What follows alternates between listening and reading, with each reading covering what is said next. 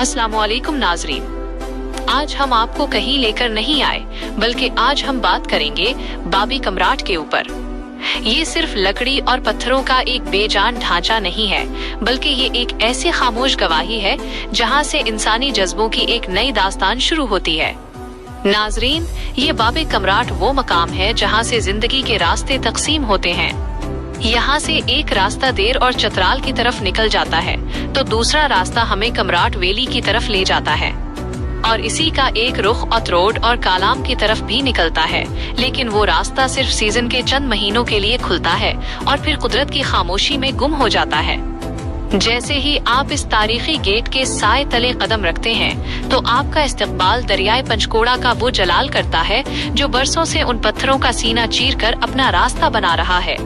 ये दरिया सिर्फ बहता हुआ पानी नहीं है, बल्कि ये उन मुसाफिरों के आंसुओं और उनकी उम्मीदों का आमीन है जो इस दहलीज को पार करके अपनी मंजिलों की तरफ निकलते हैं। ये मकाम शाहिद है उन सब सिसकियों का जो यहाँ से रुखसत होते वक्त निकले, और उन मुस्कुराहटों का जो वापसी पर उसी मोड़ पर सजी थीं।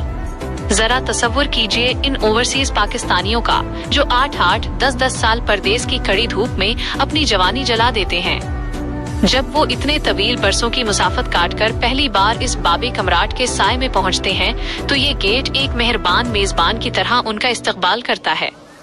ये वो दरवाजा है जो उनके दिल में घर पहुंचने की तड़प को सुकून में बदल देता है और उनकी खुशियों की उंगली थाम कर उन्हें उनकी मिट्टी और उनके घर की दहलीज तक पहुंचा देता है। लेकिन नाजरीन, जहाँ ये गेट खुशियों का आमीन है, वहाँ ये गम का गवाह भी है। कभी कोई मजबूर मरीज जिंदगी की थोड़ी सी सांसें मांगने के लिए उसी दहलीज को पार करके शहर के अस्पतालों की तरफ निकलता है, लेकिन तकदीर का लिखा देखिए कि वही मुसाफिर फिर अपनों के कंधों पर सवार होकर उसी गेट से वापस अंदर जाता है, और फिर वो कभी इस दहलीज से बाहर नहीं निकल पाता। यहाँ ऐसे लोग भी हैं जो सालों पहले इस दहलीज को पार करके गए थे, मगर आज तक पलट कर नहीं आए, और दूसरी तरफ कुछ ऐसे भी हैं जो इस दहलीज के अंदर अपनी एक अलग दुनिया बसाए बैठे हैं। उन्हें बाहर की दुनिया की कोई ख्वाहिश नहीं रही, उनके लिए उनका अपना कोहिस्तान ही उनकी पूरी कायनात है।